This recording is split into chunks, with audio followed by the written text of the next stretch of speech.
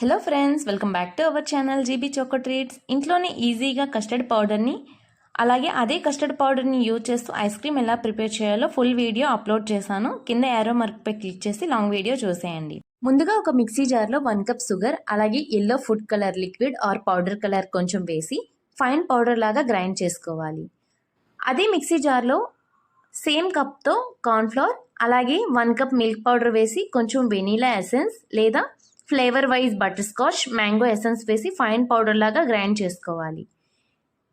ఎంతో easy and market style perfect custard powder ready అయిపోయింది. ఇదే కస్టర్డ్ పౌడర్ని యూజ్ చేసి నేను ఐస్ క్రీమ్ ప్రిపేర్ చేశాను. అలాగే ఫ్రూట్ కస్టర్డ్ కూడా చేసుకోవచ్చు.